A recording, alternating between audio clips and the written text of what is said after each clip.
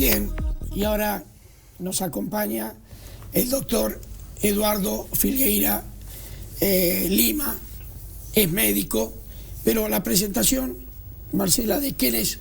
¿Con quién estamos hablando? La tenés vos. Con un hombre que tiene muchos títulos y realmente todos muy compatibles, economía con política, es magíster en economía y ciencia política, doctorado en ciencia política, es médico, asesor internacional en área de salud pública, y además ex viceministro de salud del Ministerio de Salud de la Nación.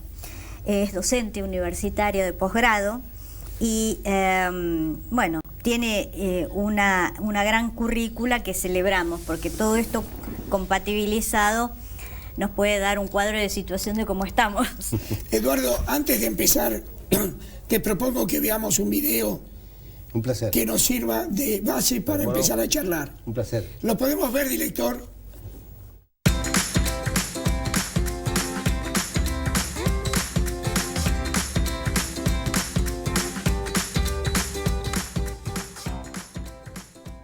Hoy te quiero contar cómo se creó el Estado. Durante más de 10.000 años, el Estado fue creciendo desde que surgió por la necesidad que tuvieron las familias primitivas de defenderse de otras tribus, hasta transformarse en un monstruo que hoy regula casi todo lo que hacemos, dejando cada vez menos margen para tu libertad personal. Cuando las familias primitivas se unieron para defenderse y formaron ejércitos, nació el Estado, que brindaba seguridad y protección. Todos los ciudadanos delegaban en el Estado el derecho a ejercer la violencia. Inmediatamente, la segunda función del Estado surgió de los acuerdos libres entre las personas que vivían en comunidad, y esta fue la de servir de árbitro cada vez que hubiera una disputa o un conflicto entre los ciudadanos. Si había un robo, asesinato o fraude, se suponía que el Estado entraba para escuchar a ambas partes, administrar justicia y el castigo correspondiente, respetando los derechos de cada uno. Paralelamente, las familias que conformaban una comunidad se pusieron de acuerdo para construir murallas y más adelante cloacas, acueductos, plazas y edificios de obra pública, haciendo así la tercera función del Estado, que vino a ser construir obras de interés común.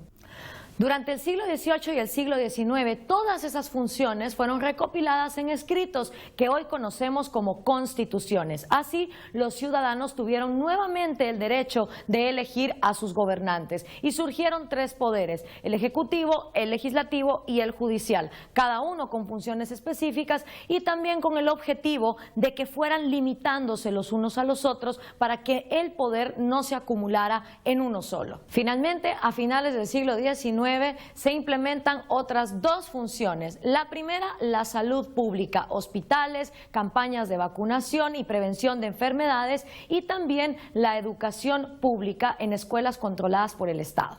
Ya entrado el siglo XX, ya estaban los estados en pleno funcionamiento con todas sus funciones básicas. La economía seguía creciendo a un ritmo del 5% anual y aún así las funciones del Estado también se incrementaban con este crecimiento económico. Pero todo cambió cuando vino la crisis mundial de 1930 y Estados Unidos, al mismo tiempo que trataba de pelear contra la crisis, la prolongó por las diferentes decisiones que el Estado fue tomando. Hasta ese momento, las crisis de los países se superaban pues sin grandes cambios en el sistema y tardaba más o menos 1 o 2 años en volverse a recuperar de una debacle económica. Pero a partir de la década de los 30, apoyados con las tesis del economista Maynard Keynes, el Estado encontró una excusa para sobreexpandirse y volverse él entonces el responsable del crecimiento económico, hacerse cargo de los ancianos y de otras funciones dentro de la sociedad.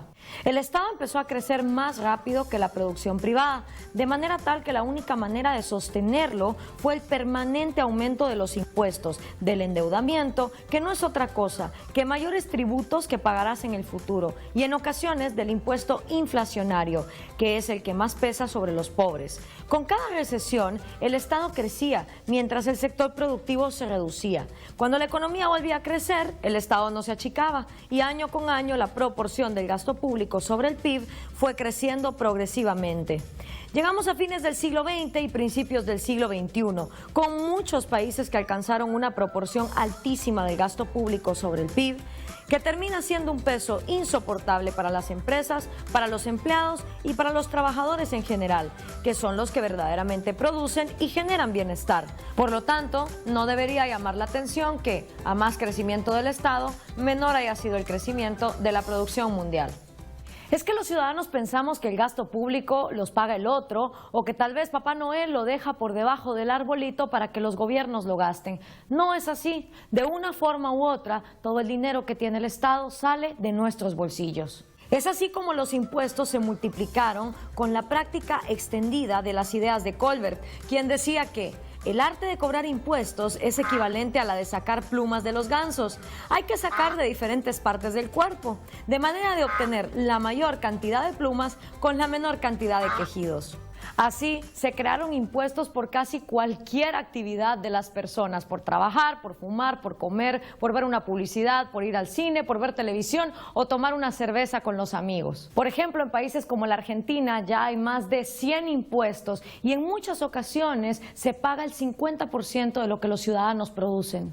Los ejemplos son infinitos, pero basta con mencionar que los países que tienen un menor gasto público crecen a ritmos acelerados y viceversa. Por fortuna, en muchos países están surgiendo intelectuales y movimientos que nos llaman a volver a la cordura, a que el Estado se encargue de sus funciones básicas sin despilfarrar el dinero que todos los que pagamos impuestos le aportamos. De esta manera, la productividad y el bienestar pueden volver a crecer.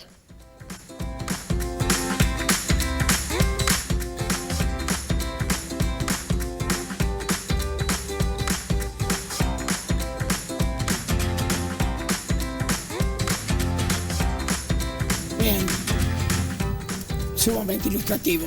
Pero antes de ir al contenido del video, te quiero hacer una pregunta a vos como médico. Ex médico. Bueno, no sé si dijiste es médico o ex médico. Nunca dejas de serlo. Sí, es cierto. ¿Es posible que en nuestro país no haya médicos capaces de atender a Daniel Scioli, que necesita ir, y además lo está, a 3 países distintos para hacerse atender: Francia, Italia y Alemania? Es una buena pregunta. En realidad, una de las cuestiones es que el sistema de salud argentino tiene una serie de conflictos internos muy importantes, entre ellos la fragmentación, la segmentación, grandes núcleos de población sin acceso. Esto, por un lado, pérdida en el financiamiento, y muy a pesar de todo lo que se declama, la vuelta de científicos, etcétera, tenemos un retraso significativo en muchas áreas del país. Tal vez Buenos Aires la distancia sea menor y con algunos centros nada más, con que en referencia a otros centros que han logrado investigaciones y adelantos tecnológicos e innovaciones que ponen a la salud en otra dimensión. Este es el planteo que hay que decir, es cierto. Tenemos mucho retraso en muchas cosas, como por ejemplo, hay muchas cuestiones que pueden ser resueltas en Buenos Aires y la capacidad resolutiva en el interior no es la misma. Ahora, ¿es habitual que te hagas atender por el mismo problema por médicos de 3 países diferentes? Bueno, son elecciones, son preferencias. No conozco el caso de Scioli con exactitud, ni quisiera hablar de ese tema en el sentido de hacer juicios de valor. Desde ya que estará buscando las mejores opciones para resolver un tema que aparentemente lo aqueja, y si tiene los medios para hacerlo, bueno, está bien, pero es uno entre millones que no pueden, Eso también hay que ponerlo en evidencia, porque el sistema de salud está padeciendo una situación crítica sumamente importante, muy a pesar de que se diga, como se dice con todo facilismo, ha disminuido la mortalidad infantil. Y yo les diría que no es cierto. Yo les diría, yo tengo una función de investigación, he estudiado la cuestión en algunas áreas, y las estadísticas son alteradas igual que las del INDEC, y con la misma facilidad. Entonces tampoco es cierto tantas cosas como las que se dicen. Y tanto es así que no hay partidas de organismos internacionales para reducir la mortalidad infantil por los incumplimientos de Argentina respecto de estos temas. Los incumplimientos son muchos, son incumplimientos referidos incluso a alteraciones estadísticas, a una falta de información suficiente, a datos que no revelan realidades, a un nivel de pobreza excesivo o muy importante, que en realidad es uno de los determinantes sociales más importantes para determinar condiciones de salud. Esto por un lado. Y no cumplimos tampoco con muchos de los objetivos de desarrollo del milenio. Y además hay muchas cifras que se han dejado de publicar, como en otras áreas, en economía y como en otras áreas de gobierno. Esto es lo que la realidad de nuestro país. Se desconocen nuestros índices de desarrollo económico, digamos. Sí, no se conocen con exactitud, no se conoce tampoco la inflación, no se conocen muchísimos datos que sería importante porque obviamente sin eso no se puede ofrecer alternativa de futuro ni saber por qué lado caminar. Cuando el Estado interviene, por ejemplo, en la economía y altera el sistema de precios, altera el verdadero sistema de señales para que la producción sea realmente orientada a donde debe ser. Entonces esto nos deja sin ninguna perspectivas de lograr un desarrollo positivo futuro. Entre las cosas que no se conocen está el índice real de pobreza. ¿Cómo se mide la pobreza? Bueno, hay muchas formas de medirla. Según los alemanes, ellos están peor que nosotros. Sí. No dije nada gracioso, pero lo miden distinto. Entonces, si yo lo mido distinto, tengo que tener valores que no son comparables, aunque yo quiera compararlos. Obviamente que la comparación requiere procesos y procedimientos estadísticos, epidemiológicos, etcétera, similares. Si no, no es comparable. Si yo mido la altura tuya en pulgadas y la mía en centímetros, obviamente que no es comparable, ¿no es cierto? En pulgadas vas a medir mucho menos que yo en centímetros, porque yo tengo en centímetros una perspectiva mayor numérica. Las pulgadas son 2,5, 2,6 por cada centímetro, por cada pulgada. Entonces, por ejemplo, en Alemania, en la medición de la pobreza está vinculada a el 60% por debajo de la media nacional. Los que ganan por debajo del 60% y debajo de la media nacional son pobres. Ahora, pueden vacacionar, pueden comprarse un televisor, pueden tienen pagar la nafta por el precio que tiene, pueden tener un montón de elementos que hacen a su vida digna, a pesar de ser considerados pobres allá. Acá no, se toma la relación en una canasta básica de productos y servicios. Entonces, cuando vos no podés cumplir con esa canasta, estás considerado pobre. Obviamente que la pobreza tampoco puede ser analizada tan sencillamente por nivel de ingresos. La pobreza es una condición que va mucho más allá, que tiene que ver con aspectos culturales, educativos, sociales, vivenciales, etcétera, ¿no es cierto? Pero, bueno, tenemos que medirla de alguna manera. La manera que se ha adoptado es tomar un indicador, nivel de ingresos, y en función de eso decir una persona es pobre o no pobre. Hay dos temas que hay que referir al respecto. El primero, la reproducción intergeneracional de la pobreza. La pobreza se reproduce generación a generación. Cuando una persona es pobre, enseña determinadas condiciones de vida que se consideran naturales, y son pocos los que optan por buscar otras alternativas. Entonces se reproduce intergeneracionalmente. Cuando además yo proveo un plan de asistencia que debiera ser transitorio y ofrecer oportunidades para la mejora, lo que estoy haciendo es perpetuando la situación. Este es un punto grave que yo cuestiono permanentemente. Yo no digo que no deban existir los planes de asistencia, pero sí digo que deben existir transitoriamente cuando un país crece y ofrece otras alternativas. Si no, tenés a una persona atada a sus condiciones, pero además atada clientelarmente a quien le provee el plan. Eduardo, ¿cómo juega el populismo en todo esto? Bueno, Dahl, cuando clasifica la democracia, una de las características que habla son las condiciones de una democracia populista. La nuestra es una democracia populista y delegativa, peor todavía. No solamente es populista en el sentido de las condiciones de valoración de las mayorías, porque cuando en una democracia se representan las mayorías no representan a todas, representan al grupo supuestamente mayoritario. A veces no son nada más que la primera minoría. Pero la profundización de los aspectos, sobre todo en los últimos años, de las democracias en las cuales se sobrevaloran las prerrogativas que tienen las mayorías populares, obviamente condicionan a otras minorías a rescindir sus propios derechos.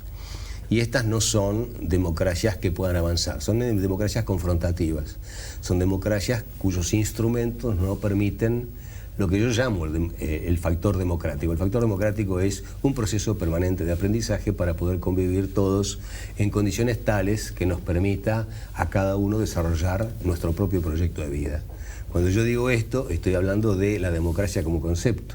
Cuando hablamos de democracias populistas, democracias autoritarias, democracias delegativas, en las cuales el pueblo se desliga de toda responsabilidad y delega en los gobernantes la posibilidad de hacer y deshacer. Perdón, tiene que ver la idiosincrasia del argentino en esto de delegar Sí, su responsabilidad cívica. En general, la mayoría de las poblaciones delegan, pero ponen límites. Y nosotros delegamos sin límites. Entonces, cuando no hay límites, se confunden los roles. En primer lugar, el gobernante de turno no se cree con necesidad de generar la accountability, que es la rendición de cuentas, o sea, rendir cuentas por sus actos. En segundo lugar, el gobierno, el ejecutivo, el legislativo, que muy bien marcó Gloria Álvarez, en vez de tener funciones totalmente separadas, se confunden y un poder, generalmente el ejecutivo, avasalla los deberes y los deberes de los otros poderes. Por ejemplo, uno de los elementos centrales del Poder Judicial es controlar el Ejecutivo. Claro.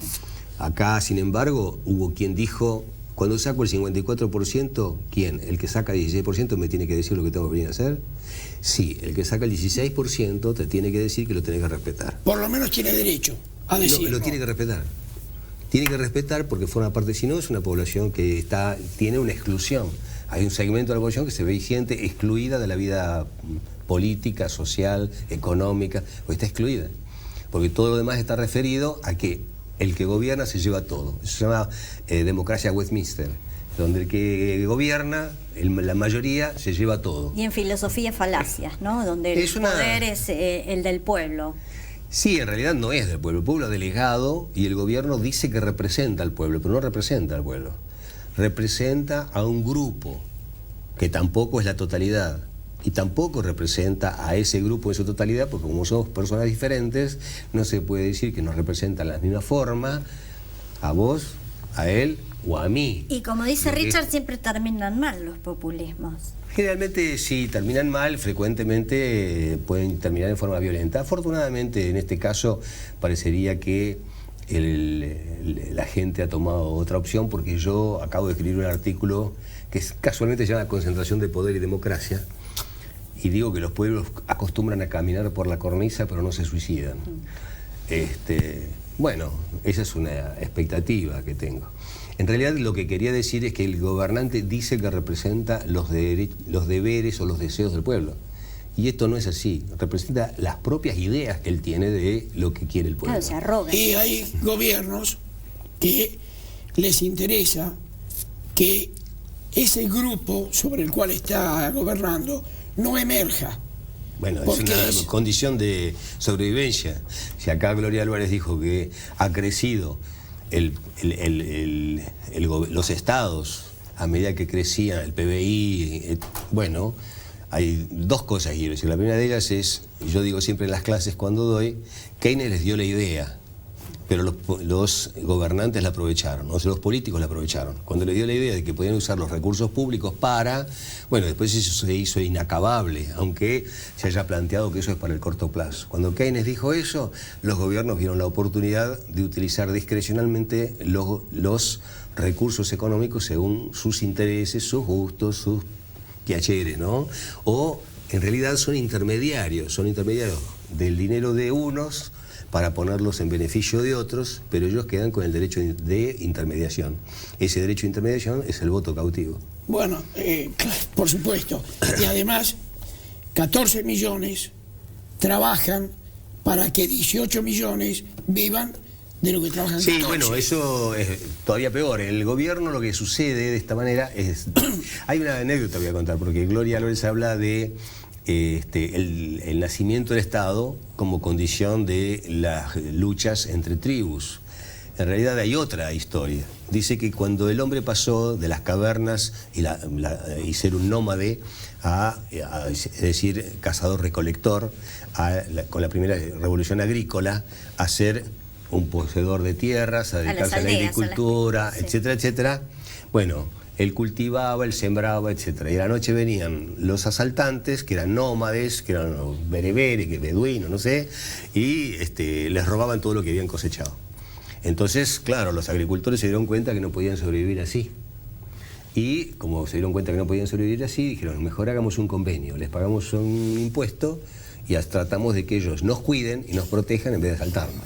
Cualquier similitud con la actualidad es pura coincidencia, pero es una teoría que anda dando vuelta y que habría que tener en cuenta, porque en realidad la función del político a veces es muy noble, a veces es muy sana, y a veces muy perversa. Y frecuentemente termina siendo corporativa. Porque yo también pongo en algún articulito que escribí que en los países de bajos recursos la carrera política es apetecible. Da muchas oportunidades que la realidad no da. En países donde hay ingresos medios, a bajos, obviamente el Estado termina por subsidiar el desempleo y lo subsidia con el empleo público. Y eso genera un crecimiento. Por otro lado, ya Hayek lo dijo en la década del 30, que la burocracia tiene tendencia a multiplicarse y reproducirse como un ser vivo. Y lo hace de una manera, sí, lo hace de manera brutal, abismal, y se generan cargos, puestos, cada vez no me alcanza con lo que tengo, necesito otra gerencia, necesito otra dirección, necesito más empleados, necesito más recursos. Esa multiplicación en cada una de las áreas de gobierno hace que los gobiernos sean monstruos, sean megaestados que terminan por asfixiar la actividad económica. Porque además el Estado no se tiene que olvidar que tiene que vivir de la actividad económica, vive de la actividad económica. Terminan con los... Además, cuanto más gente tengo bajo mi cargo, más importante soy. No, eso por supuesto, sí, eso por supuesto. La multiplicación de las actividades del Estado es una condición inherente al Estado mismo. La burocracia estatal se automultiplica por necesidad y se automultiplica porque multiplica el poder. Y lo que pasa es que eso tiene el límite de los recursos disponibles, y los recursos disponibles están en función de o un Estado produce, o si no, lo ahogamos con los impuestos todo lo que podemos. Hay una curvita que se llama de Laffer, que no tiene nada que ver con lo que decía Colbert, respecto de cómo había que desplumar el ganso, ¿no? Sino que, bueno, llega un momento en el cual son tantos los impuestos que se recaudan que lo productivo deja de serlo, y entonces empieza a perderse la posibilidad de recaudar. O sea, el Estado vive a expensas de la producción privada, y no puede ser destruida la producción privada por... digamos, el incremento desmesurado del Estado. En nuestra población hay una tendencia, y eso me llama la atención, no es que me llame la atención, lo he analizado, lo he estudiado,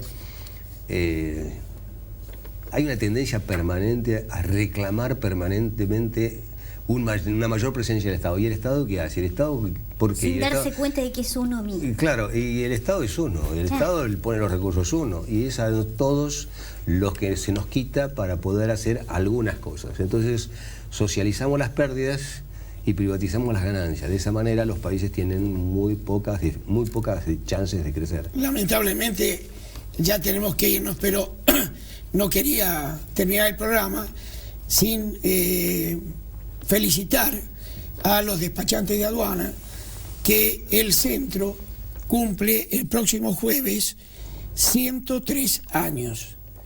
Así que desde aquí le deseamos muchas felicidades y estaremos allí acompañándolos. Yo no quería que mi discurso sea deprimente. Al contrario, el mío es muy esperanzador. Porque yo pienso de que todas estas cuestiones llega un momento en el cual se van puliendo de tal manera que la sociedad reacciona, que la sociedad va cambiando y que obviamente va encontrando otras alternativas para sobrevivir. Gracias, se nos pasó la hora volando. Sí, la verdad no me di cuenta, les agradezco mucho a Marcela para haber hecho y a Richard. 2 programas, no uno. Bueno, tenemos oportunidad, cuando ustedes gusten, a su disposición. Te tomamos la palabra. Gracias, Marcela. Eduardo, gracias por estos minutos. Ricardo. Realmente muy bueno. y nosotros nos vamos hasta la próxima semana.